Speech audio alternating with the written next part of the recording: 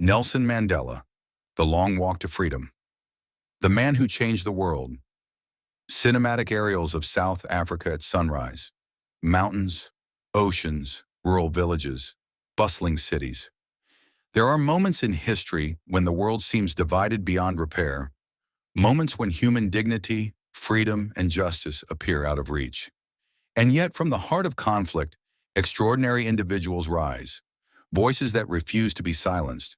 Archival anti-apartheid protests, apartheid laws, police patrols. Nelson Rolihlahla Mandela, revolutionary, prisoner, president, peacemaker, would become one of these rare voices. A man who spent 27 years behind bars for his convictions, only to emerge as the unifying force of a fractured nation. This is the story of a journey marked by struggle, hope, and transformation. A journey Mandela himself called The Long Walk to Freedom. Nelson Mandela, The Long Walk to Freedom. Roots of a revolutionary, a boy from Kunu. Footage: rolling hills and green pastures of Eastern Cape, young children running, rural homesteads. Nelson Mandela's story begins in a small village called Kunu. Born on July 18, 1918, he grew up in a world far removed from the political storms he would one day face. Historian interview. He was born Rolihlahla, a Xhosa word meaning troublemaker. Fitting, considering he would trouble an entire system built on oppression. Traditional life and early influences. Reenactment. Mandela listening to elders, learning tribal customs, herding cattle.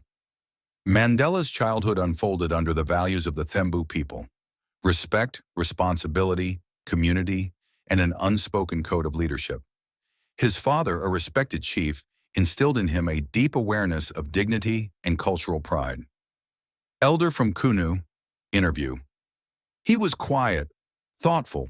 He watched people. Even as a boy, he carried himself like a leader. A new path through education. Archival, Healdtown School, Fort Hare University. Education became Mandela's doorway to the wider world.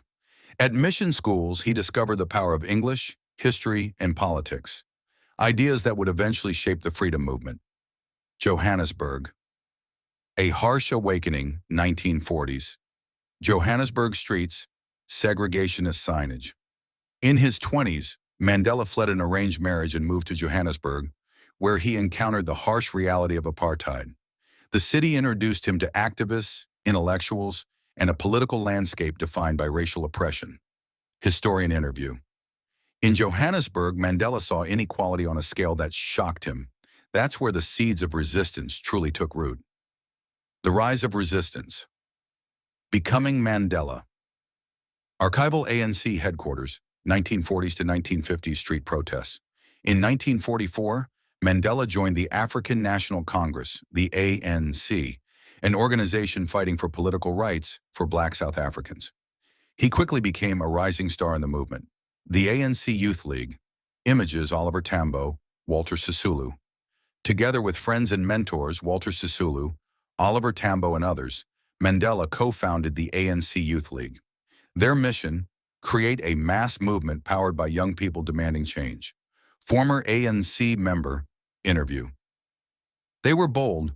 They wanted boycotts, strikes, civil disobedience. They believed the system could be challenged. The Defiance Campaign. Archival. Large protests peacefully breaking discriminatory laws. In 1952, Mandela became a national figure as one of the leaders of the Defiance Campaign, a series of massive demonstrations against unjust apartheid laws. For the first time, tens of thousands of South Africans united in coordinated resistance.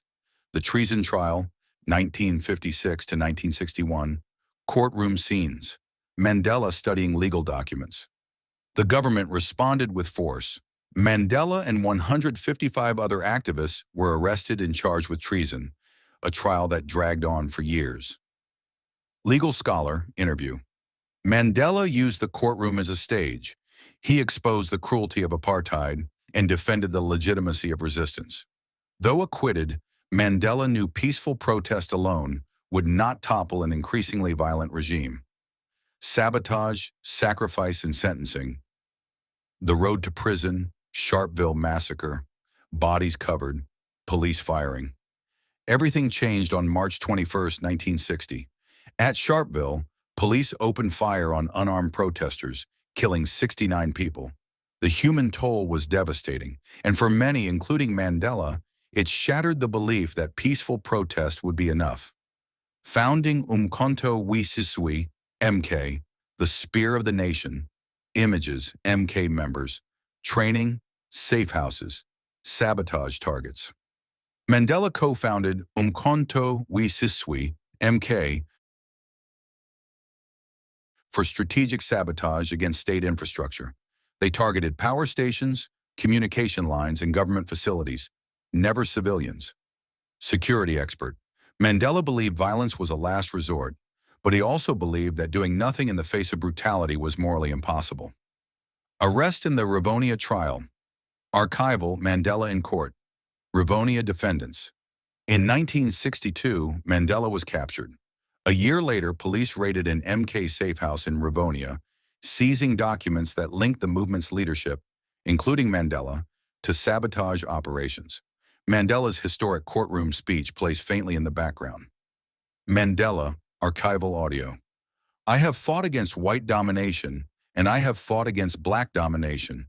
It is an ideal for which I am prepared to die. Life sentence. Mandela escorted out of court, crowds reacting. On June 12, 1964, Mandela and his comrades were sentenced to life imprisonment. The state believed it had silenced the revolution. They were wrong. 27 years behind bars, breaking rocks, not spirits. Archival, Robben Island, limestone quarry, Mandela's cell. Robben Island, a barren fortress designed to crush hope. Prisoners broke rocks in the sun, endured harsh punishments, and were cut off from the world. Former prison guard, interview. He never raised his voice, never lost control. Even as a prisoner, Mandela carried dignity like armor. Solidarity behind bars. Images, ANC prisoners teaching each other. Secret notes. Mandela and his fellow political prisoners transformed the island into what they called a university of struggle. They taught each other history, law, languages, even negotiating skills. Growing pressure from the outside world, international boycotts, free Mandela marches, musicians and global leaders speaking out. While Mandela grew older behind bars, the world grew louder. Students, churches, musicians, and activists across continents demanded free Nelson Mandela, the human cost. Visual Mandela's family, Winnie Mandela speaking at rallies. Mandela's imprisonment took a heavy toll. His mother died. His eldest son died. He was denied permission to attend either funeral. Yet his resolve never wavered. Freedom and the fight for peace, a new dawn. Archival, de Klerk's announcement of Mandela's upcoming release. By the late 1980s, apartheid was collapsing under international pressure, internal resistance, and economic strain. President F.W. de Klerk made a historic decision. Negotiate with Mandela. Mandela walks free, February 11, 1990. After 27 years, Mandela emerged from prison, raising his fist in triumph. The world watched with awe. Negotiating the future of South Africa, clips Mandela and de Klerk, shaking hands, tense negotiation footage. But freedom was only the beginning. The nation was on the brink of civil war. Violence erupted between political factions, threatening to undo decades of struggle. Mandela had to walk a tightrope, pushing for justice while preventing bloodshed. The first democratic election, April 27, 1994. Citizens lining up to vote. For the first time in history, all South Africans could vote. Lines stretched for miles. People waited for hours, laughing, crying, singing. Their vote was not just political, it was personal, it was freedom. President, peacemaker, legend. The father of a nation, Mandela's inauguration speech, colorful celebrations. Nelson Mandela became South Africa's first black president. Instead of revenge, he preached reconciliation. Truth and reconciliation. Clips, Archbishop Desmond Tutu presiding over hearings. The Truth and Reconciliation Commission allowed victims and perpetrators to share their stories. It was painful, imperfect, but revolutionary. A leader for the world, Mandela with world leaders, working on HIV/AIDS campaigns, promoting peace efforts. After one term, Mandela stepped away from political life, but continued humanitarian work around the world. His leadership and his humility made him a global icon. Mandela's later years, smiling, interacting with children, returned to Kunu. On December 5, 2013, Nelson Mandela passed away, but his legacy endures in the freedom of a nation and in the hearts of millions.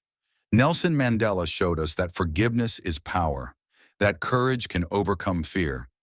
Please like, share, and subscribe to help the channel grow. Thank you.